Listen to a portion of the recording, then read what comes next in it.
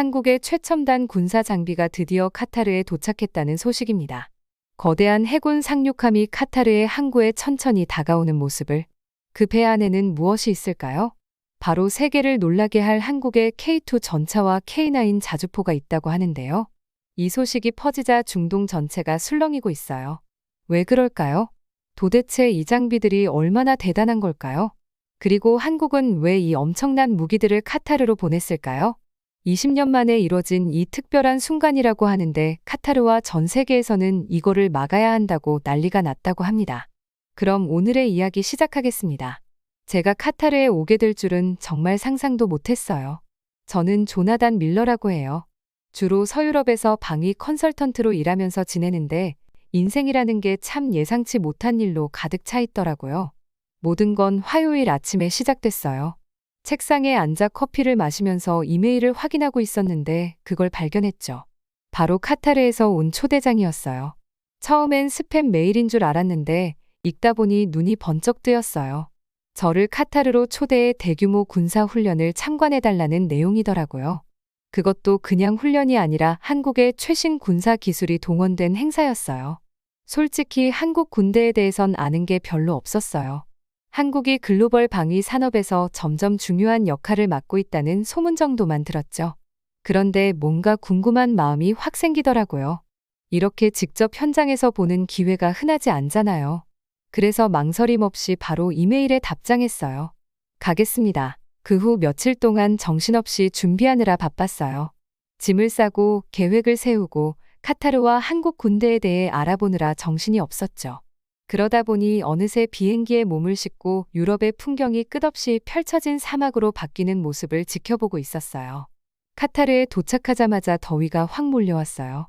그냥 덥다는 말로는 부족할 정도였어요. 마치 오븐 속에 들어온 것 같더라고요. 그렇다고 가만히 있을 틈도 없었어요. 공항을 나서는 순간부터 뭔가 활기가 넘치는 게 느껴졌거든요. 도시는 온통 분주했어요. 중동 전역에서 모인 군 관계자들이 하나둘 도착하고 있었고 여기저기서 제가 모르는 언어로 대화가 들려왔어요. 무슨 말을 하는지 몰라도 목소리에는 기대감이 가득하더라고요. 다들 한국의 군사 기술을 직접 보기 위해 모인 거였죠. 다음 날 드디어 한국 장비를 처음 보게 됐어요. 거대한 부두 끝에 서서 바라보는데 한국 해군의 대형 상륙함이 항구로 들어오고 있더라고요. 그 자체로도 인상적이었는데 그 안에 실린 장비들이 더 대단했어요. 상륙함에서 처음 내린 건 어마어마한 크기의 탱크들이었어요. 나중에 알게 됐지만 그게 바로 K2 전차였어요. 날렵하고 강력해 보이는 게 제가 전에 봤던 낡고 투박한 전차들과는 차원이 다르더라고요. 그리고 이어서 K9 자주포들이 나왔는데 이건 진짜 위압적이었어요. 바퀴 달린 거대한 대포들이 어찌나 강력해 보이던지요. 이 모든 과정이 정말 놀라웠어요. 한국 군인들이 부드럽고도 정확하게 움직이는 모습이 마치 연습이라도 한 것처럼 매끄럽더라고요. 하지만 저도 알아요. 이렇게 무거운 장비들을 지구 반대편 사막까지 옮겨와서 배치하는 건 엄청난 기술과 계획이 필요한 일이잖아요. 해가 지면서 모래 위로 길게 그림자가 드리우는데 마음속에 묘한 기대감이 피어올랐어요. 이건 시작일 뿐이라는 생각이 들었거든요. 앞으로 며칠 동안 어떤 일들이 펼쳐질지 몰라도 지금까지 제가 겪어본 것과는 전혀 다른 경험이 될 거란 확신이 들었어요. 그날 밤 호텔 침대에 누워서도 머릿속이 온통 복잡했어요. 낮에 본 전차와 자주포들, 한국 군인들의 숙련된 모습, 그리고 밖에 펼쳐진 광활한 사막까지 계속 떠오르더라고요. 내일은 또 어떤 일이 기다리고 있을지 궁금해서 잠이 쉽게 오지 않았어요. 이 모든 게 정말 특별한 경험이 될 거란 느낌이 강하게 들었거든요. 하지만 이건 이제 막 시작일 뿐이었어요. 훈련에서 마주하게 될 일들, 만나게 될 사람들, 그리고 우리가 겪게 될 도전들이 앞으로 펼쳐질 더 큰 이야기의 서막이었죠. 한국뿐만 아니라 글로벌 방위 산업에 대한 제 시각을 완전히 바꾸게 될 경험이 될 거란 사실도요. 나만의 장교들을 만난다는 생각에 조금 설레기도 했어요. 장비나 훈련 방식에 대해 궁금한 게 많았거든요. 텐트 안으로 들어가서 둘러봤어요. 여러 나라에서 온 사람들이 모여서 얘기하고 식사하는 분위기가 활기찼어요. 그때 박대위를 봤죠. 단정한 군복을 입고 몇몇 군인들과 이야기하고 있었는데 그 모습이 단연 돋보였어요. 저도 모르게 심호흡을 한번 하고 그쪽으로 다가갔어요. 저기 박대위님 맞으신가요? 최대한 자신감 있게 말하려고 했어요. 그러자 그가 부드러운 미소를 지으며 저를 돌아봤어요. 아, 조나단 밀러 씨군요. 그는 악수를 청하며 말했어요. 만나 뵙기를 기다리고 있었습니다. 악수를 나누는데 그의 악력이 꽤 강해서 조금 놀랐어요. 가까이서 보니 눈가에 세월의 흔적이 엿보였어요. 오랜 경험이 쌓여온 사람이구나 싶었죠. 저도 만나 뵙게 되어 정말 반갑습니다, 대위님. 제가 말했어요. 여기까지 보면서 정말 깊은 인상을 받았어요. 박대위는 눈을 반짝이며 고개를 끄덕였어요. 식사하면서 얘기 나누시죠. 조용한 자리를 찾아봅시다. 그가 권했어요. 우리는 한식과 중동 음식이 섞인 메뉴로 접시를 채웠어요. 익숙한 맛과 낯선 맛이 섞인 게 꽤 흥미로웠어요. 뭔가 이 경험 자체가 그런 느낌이었달까요? 구석에 있는 테이블을 찾아 자리를 잡고 앉았어요. 자, 조나단 씨, 박대위가 입을 열었어요. 저희 훈련에 대해 어떻게 느끼셨나요? 저는 음식을 삼키며 잠시 생각했어요. 솔직히 정말 대단합니다. 제가 말했어요. 탱크나 자주포가 사막에서 이렇게 잘 움직일 줄은 몰랐어요. 이런 환경에 어떻게 대비하신 건가요? 박대위는 몸을 앞으로 숙이며 열정이 담긴 표정으로 말했어요. 쉽진 않았습니다. 그가 솔직하게 인정했어요. 먼저 사막 환경을 철저히 연구하는데 몇 달을 쏟았죠. 엔지니어들이 장비가 이 열기와 모래를 견딜 수 있도록 수없이 테스트했어요. 그의 이야기를 듣다 보니 그들이 얼마나 많은 노력을 기울였는지 상상할 수 있었어요. 단순히 장비를 사막에 가져오는 게 아니라 완전히 새로운 세계를 이해하려는 과정이었던 거죠. 한국에 아예 사막 환경을 재현한 테스트 시설을 만들었습니다. 그가 계속 설명했어요. 중동에서 모래를 가져와서 시설에 깔고 사막과 비슷한 온도로 맞춰놨어요. 저희 병사들이 이곳에 오기 전에 몇 주 동안 그곳에서 훈련했죠. 저는 그 철저함에 감탄했어요. 정말 대단하네요. 그 과정이 엄청 힘들었겠어요. 박대위는 자부심이 엿보이는 눈빛으로 고개를 끄덕였어요. 네, 쉽지 않았죠. 하지만 그런 도전이 저희를 움직이게 합니다. 항상 더 나아지기 위해 노력하거든요. 우리가 식사를 이어가며 그는 더 많은 준비 과정을 이야기해줬어요. 장비의 공기 필터를 미세한 사막 모래에 맞게 개조한 것부터 탱크 내부 온도를 낮추기 위해 열반사 효과가 더 좋은 새 페인트까지 개발했다고 했어요. 병사들은 어떤가요? 제가 물었어요.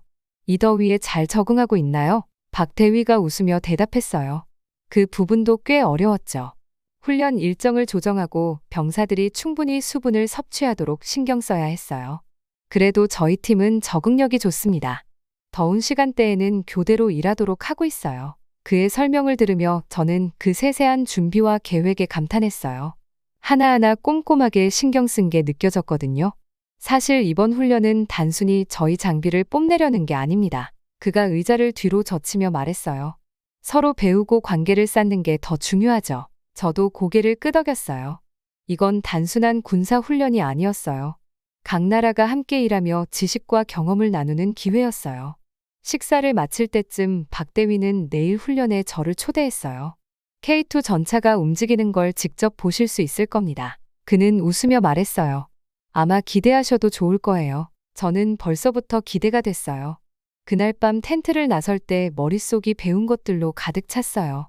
박대위와 그의 팀은 단순히 기술을 선보이러 온 게 아니라 배우고 성장하며 한국의 저력을 보여주려는 것이었어요. 그날 밤 사막 모래 언덕을 누비는 탱크와 뜨거운 태양 아래 협력하는 병사들을 떠올리며 잠이 들었어요. 내일은 정말 신나는 하루가 될 것 같았고 저는 그 준비가 이미 되어 있었죠. 훈련 첫날 아침 저도 모르게 가슴이 설레서 일찍 일어났어요. 태양이 막 수평선 위로 고개를 내밀고 있었고 하늘은 주황빛과 분홍빛으로 물들어가고 있었죠. 텐트 밖으로 한 걸음 내디디자 서늘한 아침 공기가 얼굴을 스쳤어요. 나중에 얼마나 더워질지 알고 있었기에 이 차가운 공기가 더 강렬하게 느껴졌어요. 노트를 손에 들고 관찰 지점으로 걸어갔어요. 눈앞에 펼쳐진 건 끝없이 이어진 사막의 모래 언덕들이었죠. 멀리서 보이는 K2 전차와 K9 자주포의 실루엣이 눈에 들어왔어요. 아직 움직이지 않는 거대한 기계들이었지만 마치 자고 있는 거인이 깨어날 준비를 하고 있는 것처럼 위압적으로 보였어요. 해가 점점 더 높이 떠오르자 캠프도 활기를 띠기 시작했어요. 여기저기서 한국어와 영어가 섞인 군인들의 목소리가 들렸고 모두 바쁘게 움직였어요. 저는 멀리서 박대위가 팀을 모아 마지막 브리핑을 하는 모습을 지켜봤어요.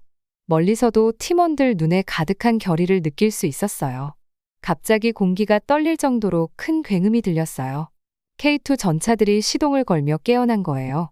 굶주린 야수처럼 엔진이 으르렁거렸고 전차가 움직이기 시작하자 땅이 진동하는 게 발밑으로 느껴졌어요.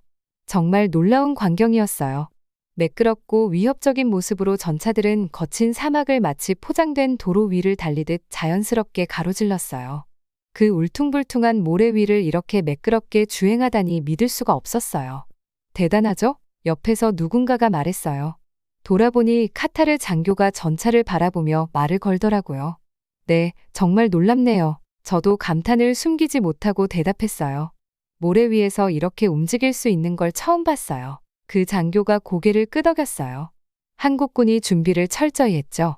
저 전차들은 정말 특별합니다. 그때 K9 자주포들이 움직이기 시작했어요.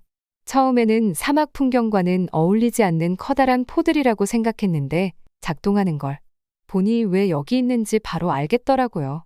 자주포가 포탄을 발사하자 그 굉음이 모래 언덕을 타고 멀리까지 울려 퍼졌어요.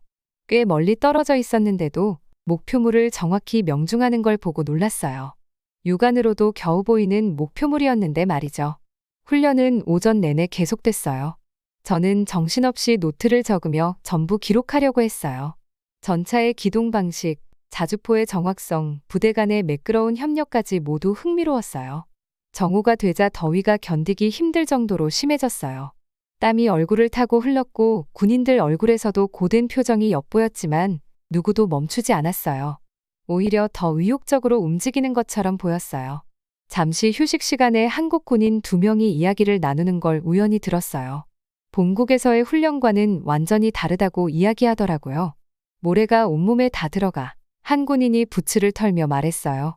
우리가 익숙한 지형하고는 완전 다르네. 옆에 있던 친구가 웃으며 말했어요. 그래도 대단하지 않아? 장비가 이렇게 잘 버텨주잖아. 그동안 밤새가며 준비한 보람이 있네. 그들의 자부심이 느껴졌고 저도 모르게 그 기분에 동화되는 것 같았어요. 이렇게 험난한 환경에서도 기계들이 완벽하게 작동하는 모습을 보니 정말 인상 깊었어요. 오후로 넘어가면서 훈련은 점점 더 복잡해졌어요. 전차와 자주포가 합동작전을 펼치며 가상의 전투를 시뮬레이션했어요. 마치 잘 짜인 춤처럼 모든 장비와 병력이 정확한 타이밍에 맞춰 움직였어요. 훈련에 푹 빠져 있다가 공기의 변화를 거의 놓칠 뻔했어요. 바람이 세게 불기 시작하더니 모래가 섞인 미세한 안개가 날아들기 시작했거든요. 멀리 지평선 위로는 어두운 구름이 몰려오고 있었어요. 박대위가 제 옆에 나타나 진지한 얼굴로 말했어요. 모래폭풍이 옵니다. 준비해야겠어요. 예상에 없던 상황이라 긴장되면서도 조금은 설레었어요. 이건 장비와 병력 모두에게 진짜 시험이 될 테니까요. 박대위가 명령을 내리자 팀원들이 훈련된 대로 신속하게 움직였어요. 하늘은 점점 더 어두워졌고 바람은 점점 거세졌어요. 날아드는 모래가 드러난 피부를 따갑게 때렸어요. 흐릿한 시야 속에서도 전차와 자주포가 재배치되는 모습이 보였어요. 군인들은 빠르게 움직이며 철저히 훈련받은 대로 대응하고 있었어요. 폭풍이 본격적으로 몰아치자 저는 다른 관찰자들과 함께 보호용 대피소에 몸을 피했어요. 바람이 울부짖는 소리 속에서도 엔진 소리가 계속 들렸어요. 한국군은 이 가혹한 환경 속에서도 작전을 멈추지 않았어요. 몇 시간이 지나 폭풍이 점차 잦아들었어요. 밖으로 나가보니 풍경이 완전히 변해 있었어요. 모래 언덕들이 이동하면서 새로운 지형이 형성돼 있었죠. 그런데 그 한가운데 여전히 제자리를 지키고 있는 K2 전차와 K9 자주포가 있었어요. 작동 상태 그대로요. 옆에 서 있던 박대위가 제복에 묻은 모래를 털어내고 있었어요. 그의 눈에는 자부심이 가득 차 있었어요. 장비가 정말 대단하네요. 제가 감탄하며 말했어요. 그가 미소 지으며 대답했어요. 장비만의 문제가 아니에요. 이건 그걸 다루는 사람들의 실력 덕분이죠. 우리는 모든 상황을 대비하고 예상치 못한 일도 준비합니다. 그게 바로 한국식이죠. 해가 저물며 긴 하루가 끝났지만 마음속에는 특별한 경험을 했다는 느낌이 남았어요. 단순한 군사훈련이 아니라 인간의 창의성과 준비성 그리고 끈기가 만들어낸 멋진 장면을 본 것 같았거든요. 한국군은 사막의 혹독한 환경을 이겨내며 자신들의 능력을 입증했어요. 이 경험은 오래도록 잊지 못할 거란 확신이 들었어요. 이건 단순히 멋진 장비를 자랑하는 자리가 아니었어요. 어떤 어려움이든 극복할 수 있다는 걸 증명하는 자리였어요. 이 병사들은 최신 기술과 불굴의 의지로 자신들의 역량을 보여준 거죠. 예상치 못했던 이 모래폭풍은 하나의 시험이었어요. 하지만 한국팀은 그 시험을 멋지게 통과했어요. 머리칼에 모래가 잔뜩 엉겨붙은 채로 저는 그 자리에 서 있었고 마음속 깊이 감탄이 일었어요. 이건 단순한 훈련이 아니었어요. 사람의 의지와 기술의 승리였죠. 폭풍은 끝났지만 제가 목격한 일의 의미는 이제야 서서히 마음에 스며들기 시작했어요. 오늘 있었던 일은 저뿐만 아니라 여기에 있었던 모두가 오랫동안 기억할 거라는 확신이 들었어요. 모래폭풍이 드디어 잦아들기 시작하자 저는 방금 본 광경에 놀라움을 금치 못했어요. 가슴은 여전히 흥분으로 뛰고 있었죠. 그런데 한국 군인들은 단순히 이 폭풍을 견뎌낸 게 아니었어요. 그들은 폭풍 속에서도 일을 멈추지 않았더라고요. 마치 잘 맞물린 기계가 돌아가는 것 같았어요. 주위를 둘러보며 상황을 살폈어요. 공기에는 아직도 모래가 잔뜩 섞여 있었고 피부에도 까끌까끌한 모래가 묻어나는 게 느껴졌어요. 그런데도 어디를 보든 모두 바쁘게 움직이고 있었죠.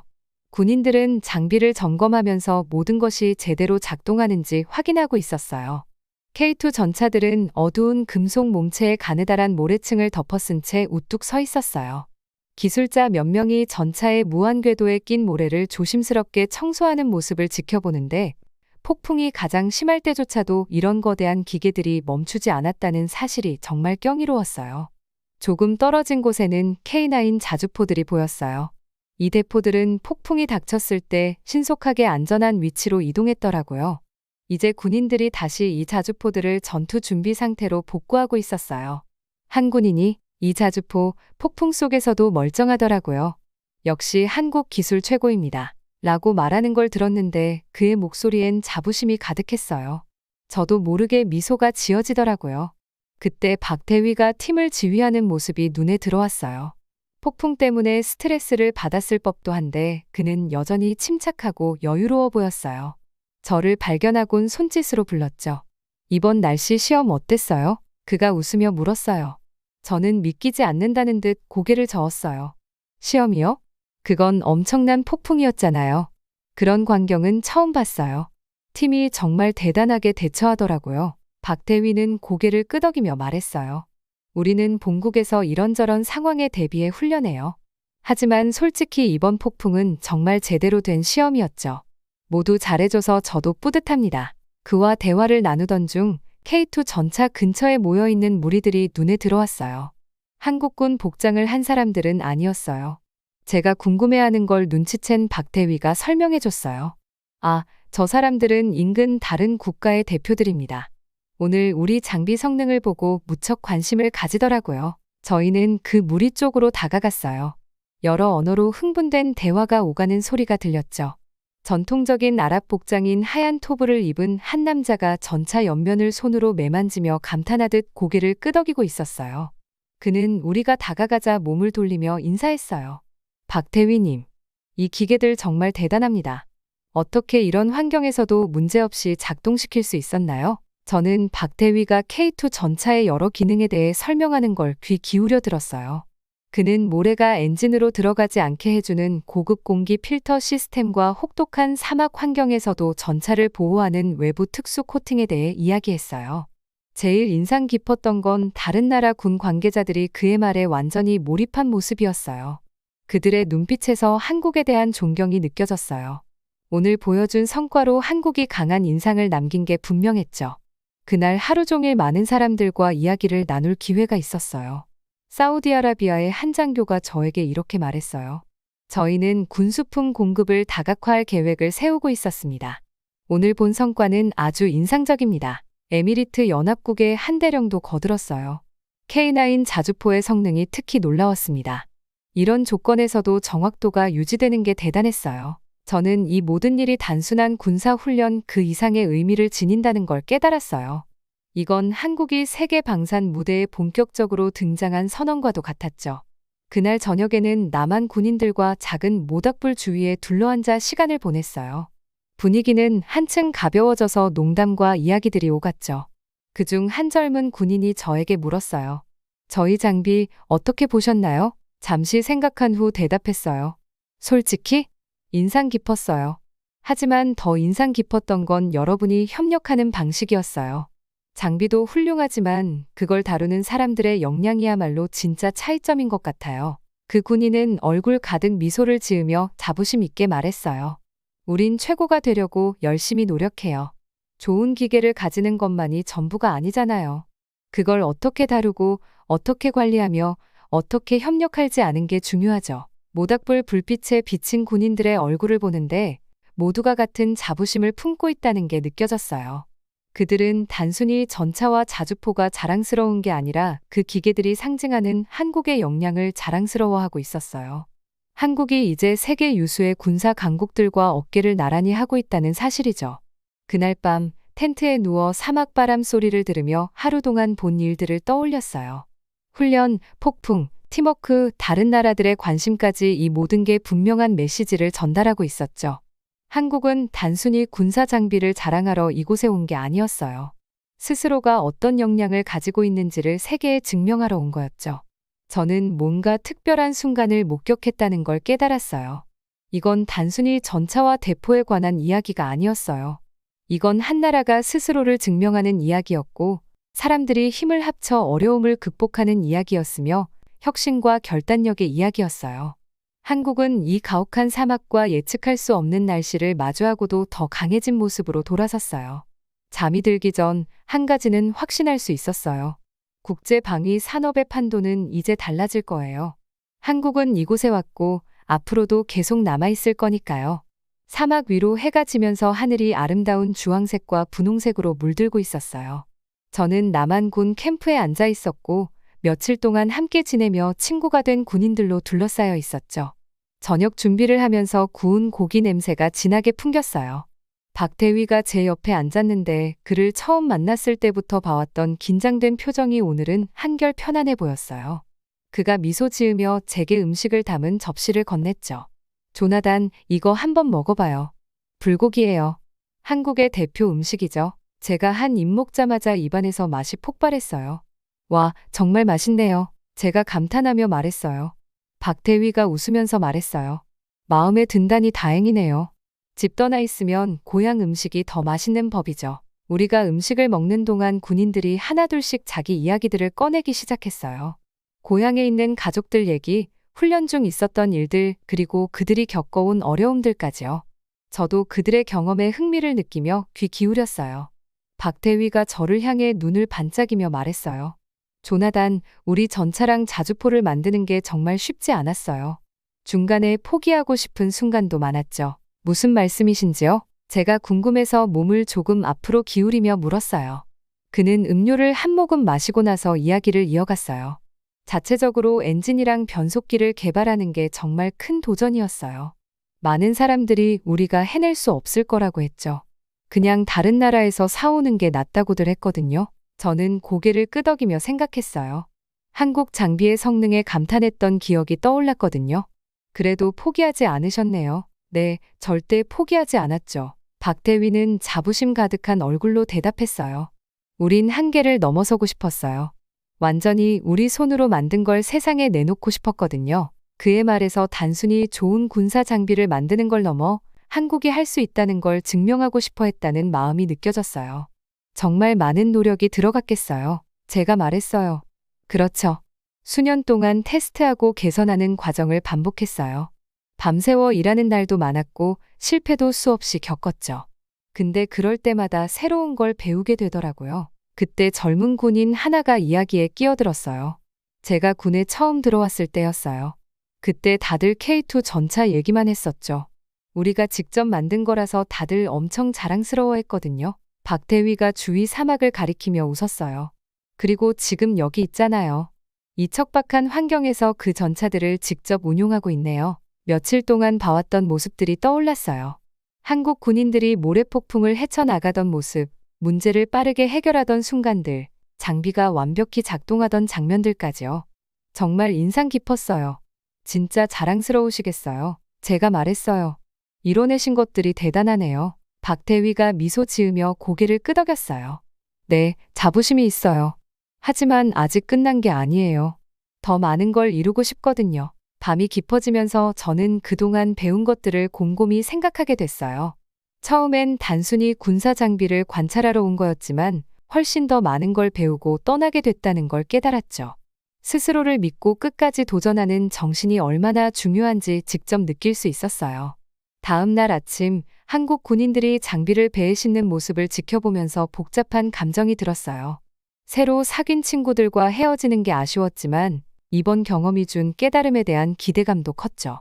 저는 박대위에게 다가가서 짐 싣는 걸 감독하던 그에게 인사를 건넸어요. 그동안 정말 감사했습니다. 손을 내밀며 말했어요. 그가 제 손을 단단히 잡아줬어요. 우리도 즐거웠어요, 조나단. 유익한 시간 되셨기를 바랍니다. 저는 고개를 끄덕이며 말했어요. 생각했던 것보다 훨씬 많은 걸 배웠습니다. 원래는 그저 첨단 기술만 보러 온 줄 알았는데 진짜로 본 건 그 기술 뒤에 있는 정신이었어요. 성공하려는 의지, 일에 대한 자부심, 그리고 팀워크까지. 정말 감명받았어요. 박대위의 눈빛이 부드러워졌어요. 그렇게 느꼈다니 정말 기쁘네요. 우린 단순히 기계를 만드는 게 아니에요. 우리나라의 미래를 만들고 있는 거죠. 배가 해안에서 멀어지는 걸 지켜보면서 저는 이번 경험을 절대 잊지 못할 거라는 걸 확신했어요. 한국은 단순히 대단한 전차나 자주포를 만든 나라가 아니었어요. 그 뒤엔 꿈과 노력 그리고 흔들리지 않는 정신이 있었던 거예요. 그리고 그게 제가 얻은 가장 소중한 교훈이었어요. 제가 여기서 이렇게 수백만 명의 운명을 바꿀 수 있는 숫자들만 바라보고 있게 될 줄은 정말 꿈에도 몰랐어요. 제 이름은 제임스 카터고 그냥 숫자에 좀 능한식하고 출신 평범한 사람입니다. 저는 돈과 정치가 세계적으로 어떻게 얽히는지 분석하는 일을 해요. 이걸 경제 영향 분석이라고 하는데 보통은 이렇게 복잡하거나 스트레스 받는 일은 아니거든요. 근데 오늘은 다릅니다. 제 작은 사무실에 앉아 종이 더미와 텅 빈 커피잔들에 둘러싸여 있어요. 창밖으로 해가 지고 있어서 시카고 스카이라인이 주황빛과 분홍빛으로 물들고 있는데 솔직히 제대로 보일 리가 없죠. 제 마음은 이미 수천 킬로미터 떨어진 곳에 가 있어요.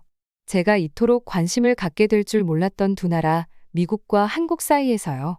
사실 제가 큰 일을 맡게 됐거든요. 지난주에 상사가 절 사무실로 부르더니 굉장히 심각한 얼굴로 얘기했어요.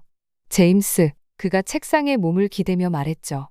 이번에 너의 전문 지식이 꼭 필요하다. 미묘한 문제를 다뤄야 해.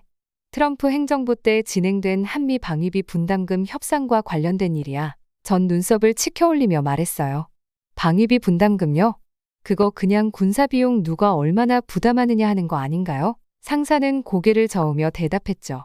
그게 전부가 아니야, 제임스. 우리가 알아내야 할 건 그 이상의 의미야. 그래서 지금 이렇게 일주일째 컴퓨터 화면에 눈이 빠져라 숫자들을 들여다보고 있는 거예요. 수많은 보고서를 읽고 숫자를 분석하고 하나하나 의미를 파악하려고 애쓰고 있지만 갈수록 상황은 더 복잡하게 얽히고 있네요. 처음엔 단순할 줄 알았어요. 두 나라가 각각 얼마나 지출했는지 더하고 약속한 금액과 비교하면 될 거라고 생각했죠. 간단하잖아요. 그런데 읽으면 읽을수록 이건 단순한 돈 문제가 아니란 걸 깨달았어요. 이건 사람들의 문제예요. 멀리 떨어진 화려한 사무실에서 내려진 결정이 진짜 사람들의 삶에 영향을 주고 있는 거죠. 미군과 한국군이 함께 서서 서로를 지키고 군기지에서 일하는 노동자들은 다음 달에도 일자리가 있을지 걱정하고 서울에 사는 가족들은 그들의 안전을 불안해하고 있어요. 그리고 이건 두 나라에 대한 이야기이기도 해요. 한때는 서로 낯선 존재였던 두 나라가 이제는 위험할 때 서로를 돕겠다고 맺은 약속으로 이어져 있죠. 읽으면 읽을수록 이건 거대한 퍼즐을 맞추는 일처럼 느껴져요. 하나하나가 사실이거나 숫자이거나 관련된 사람들의 발언이에요. 어떤 조각들은 딱 맞아떨어지는데 또 어떤 것들은 서로 모순되는 것처럼 보여요. 예를 들어 트럼프 대통령은 한국이 훨씬 더 많은 돈을 내야 한다고 요구하고 있죠. 그의 목소리가 문장 속에서 튀어나오는 듯해요. 그들이 더 내야 해.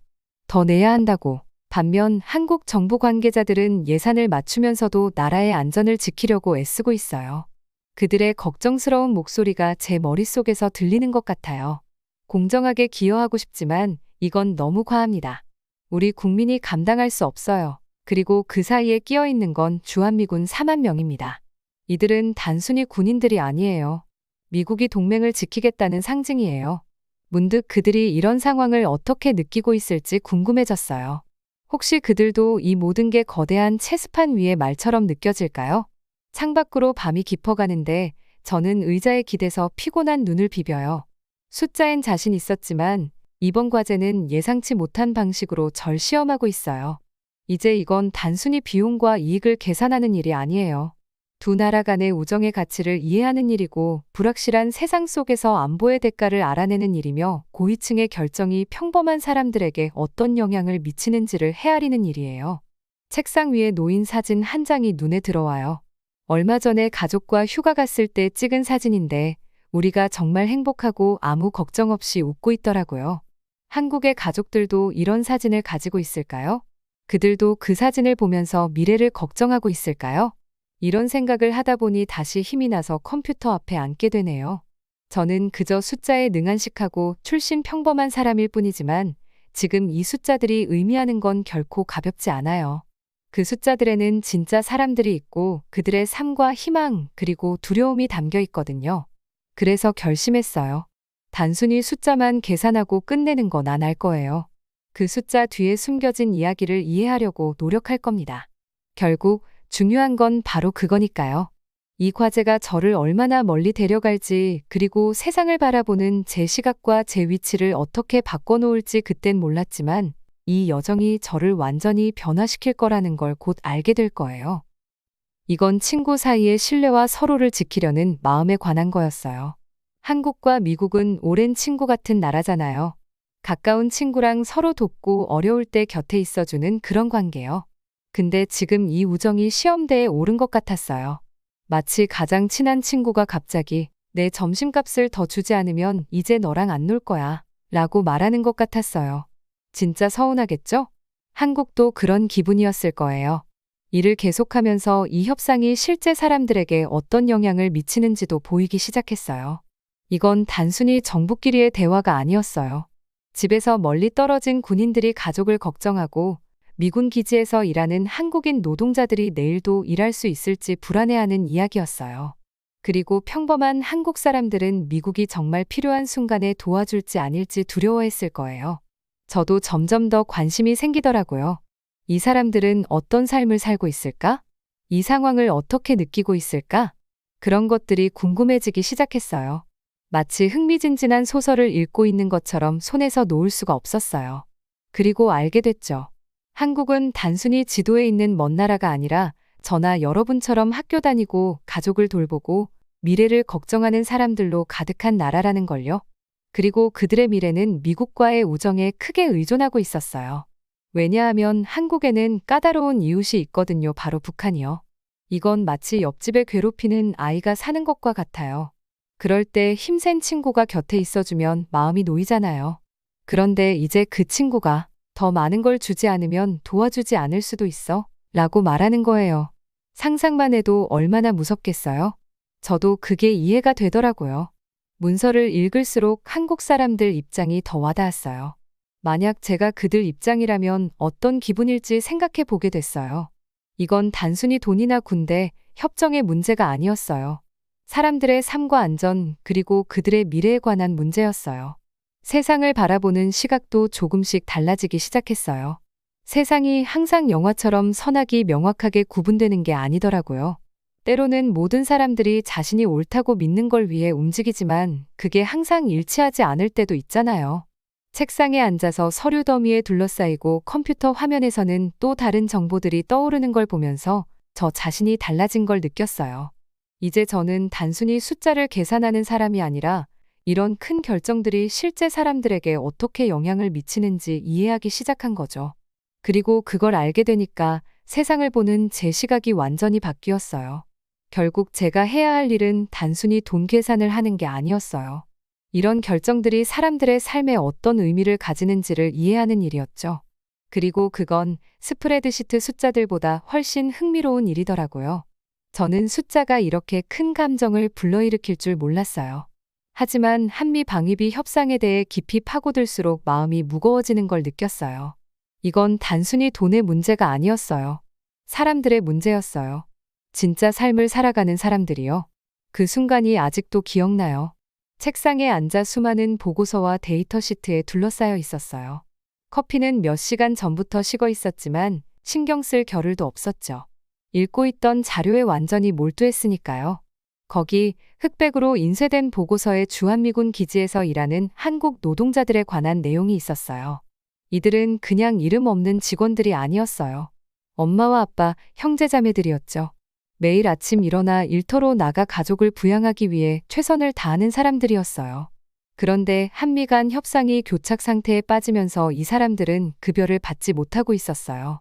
무고한 사람들이 그 한가운데 끼어버린 거예요.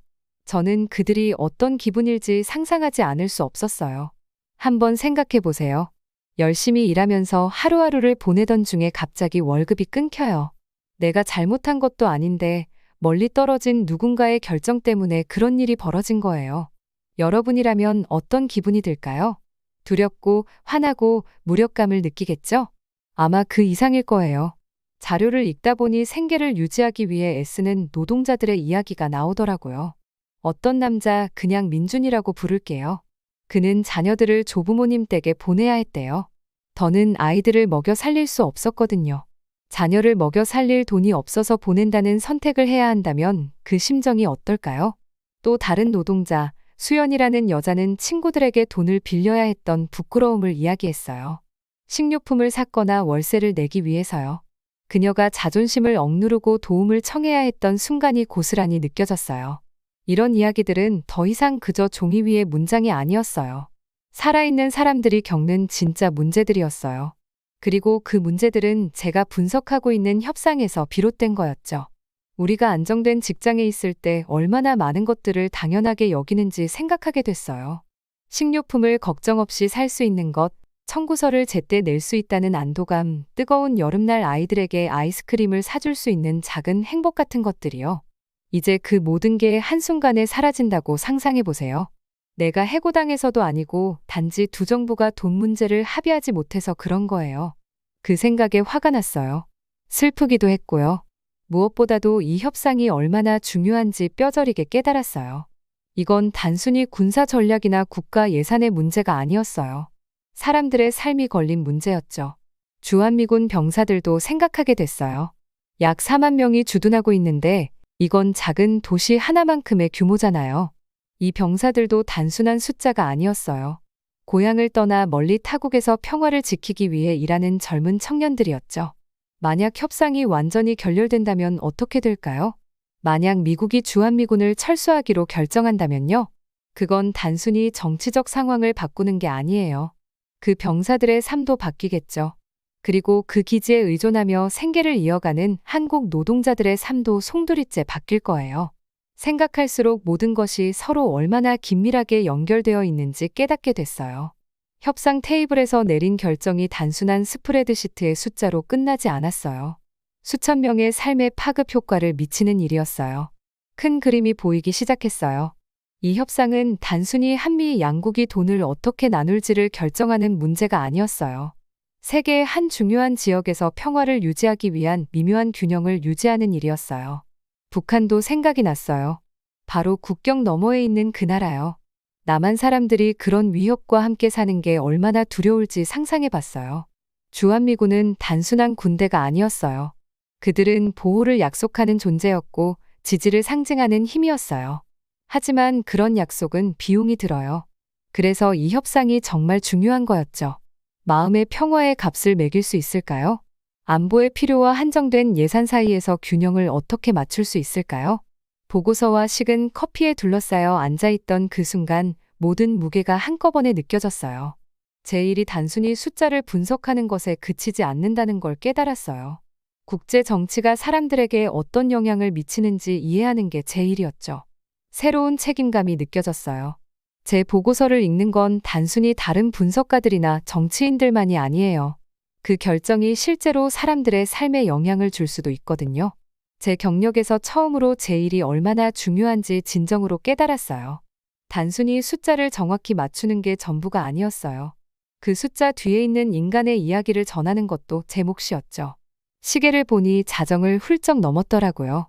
그런데도 전혀 피곤하지 않았어요. 오히려 에너지가 넘쳤고 결심이 서더라고요. 민중과 수영 같은 사람들의 이야기가 반드시 전해지도록 해야겠다고요. 큰 정치적 결정들이 어떻게 평범한 사람들의 삶에 영향을 미치는지 보여줘야 했어요. 다시 컴퓨터 앞에 앉으면서 스스로에게 약속했어요. 국제 협상을 예전처럼 보진 않겠다고요. 숫자, 정책, 협약 뒤에는 항상 사람들이 있다는 걸요.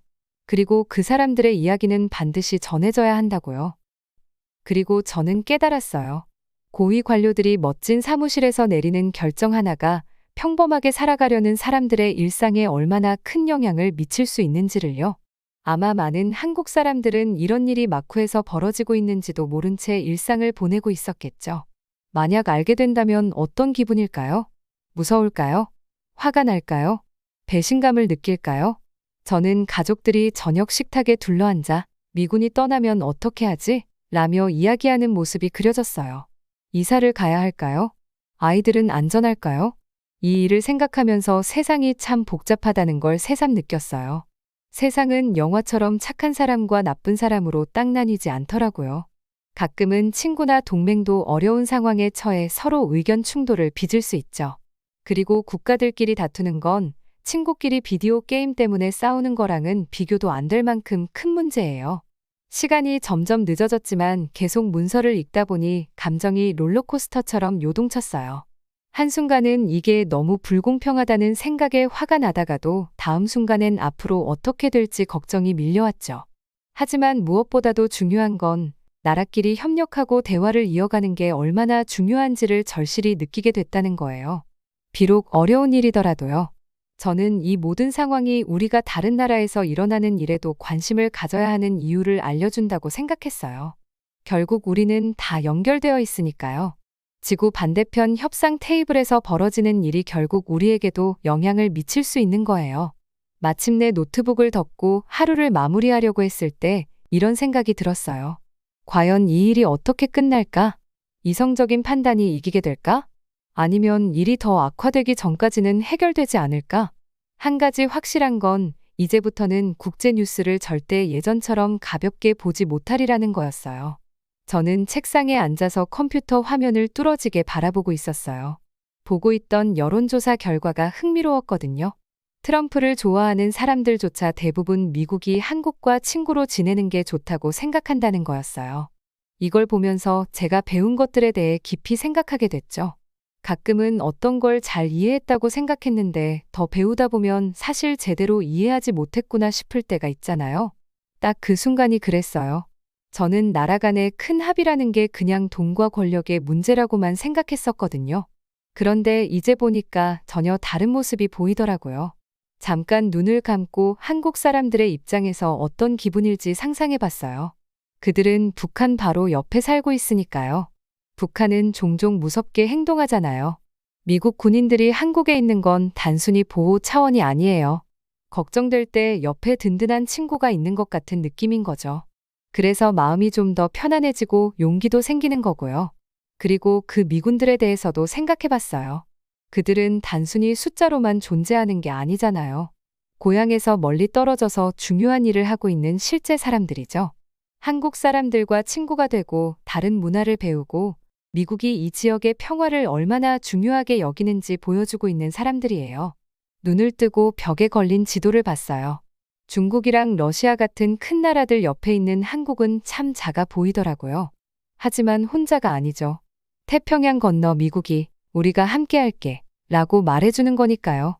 그렇게 생각해보면 꽤 대단한 일이에요. 하지만 이게 단순히 착하게 구는 게 아니에요. 두 나라 모두 이 우정에서 얻는 게 있죠. 미국은 긴장이 많은 이 지역에서 강력한 동맹국을 얻게 되고 한국은 안전을 보장받으면서 경제나 문화 발전에 집중할 수 있잖아요. 문득 한국에 대해 아는 멋진 것들이 떠올랐어요. K-pop 음악, 맛있는 음식들, 그리고 삼성 같은 첨단 기술 회사들이요. 이런 것들이 발전할 수 있는 이유는 사람들이 안전하고 보호받는다는 느낌을 가지기 때문이에요. 마치 괴롭힘 걱정 없이 취미나 공부에 집중할 수 있는 것과 비슷한 거죠. 그러다 미국 기지에서 일하던 한국 직원들이 일자리를 잃을 뻔했다는 기억이 났어요. 그때 얼마나 불안했을지 생각하니 마음이 좀 불편해지더라고요. 그걸 떠올리면서 깨달았어요. 지도자들이 돈 문제로 다툴 때 그 결과로 상처받는 건 실제 사람들인 거예요. 단순히 숫자나 서류가 아니라 가족과 집 그리고 꿈이 걸려 있는 문제니까요. 저는 창가로 걸어가서 바깥에 바쁜식하고 거리를 내려다봤어요. 사람들은 각자 하루를 보내느라 국제협정이나 군사기지 같은 건 신경도 안 쓰고 있었죠. 그런데 이제 저는 알겠더라고요. 이런 큰 결정들이 사실은 모두에게 영향을 미친다는 걸요. 우리가 그걸 직접 보지 못하더라도요. 미국과 한국이 결국 처음 제시했던 금액보다 훨씬 적은 인상안에 합의했다는 사실도 떠올랐어요. 이건 단순히 이기고 지는 문제가 아니었죠. 두 나라가 계속 협력할 수 있는 방안을 찾은 거예요. 진정한 친구는 그런 거잖아요. 서로에게 맞는 방법을 찾아서 도와주는 것 말이에요. 아래로 움직이는 자동차들과 사람들을 보면서 큰 깨달음이 하나 떠올랐어요. 나라들 간의 협정이 단순히 냉정하고 계산적인 거래가 아니라는 거였어요. 이건 친구 사이의 관계와 비슷해요. 복잡하고 가끔은 힘들지만 중요한 거죠. 신뢰와 공통된 목표 그리고 같은 가치를 믿는 것에 관한 거니까요. 다시 책상으로 돌아와 펜을 집었어요. 이제는 단순히 숫자와 딱딱한 사실들로만 보고서를 쓰지 않을 거라는 걸 알았죠. 저는 사람들의 이야기를 쓰고 싶었어요. 근로자들, 군인들, 그리고 이 협정에 의지하는 가족들의 이야기를요. 이 두 나라의 우정이 어떻게 실제 사람들의 삶에 영향을 미치는지 보여주고 싶었어요. 정말 중요한 걸 배웠다는 걸 깨달았어요. 제 일에서 단순히 숫자만 보는 게 아니라 그 숫자 뒤에 있는 사람들을 잊지 말아야 한다는 거죠. 어떤 결정이든 누군가의 삶에 영향을 미친다는 걸 기억해야 해요. 그런 마음가짐이 우리가 큰 선택을 할 때 중요한 기준이 되어야 하는 거죠. 보고서를 쓰기 시작하면서 저는 설렜어요. 이제 단순히 일을 하는 게 아니었어요. 중요한 이야기를 전하는 거였죠. 나라들이 어떻게 협력하고 어려워도 친구로 지낼 수 있는지에 대한 이야기요. 그리고 어쩌면 제 보고서가 사람들이 왜 이런 우정이 중요한지 이해하는데 조금이나마 도움이 될 수 있겠다는 생각이 들었어요. 빈 페이지를 바라보며 깊이 숨을 들이마셨죠. 이제 제가 배운 걸 나눌 시간이에요. 이 복잡한 세상에서 협력하는 게 어떻게 모두가 안전하고 행복하게 지낼 수 있는 방법인지를 보여줄 시간이요. 그리고 이건 정말로 공유할 가치가 있는 교훈이에요.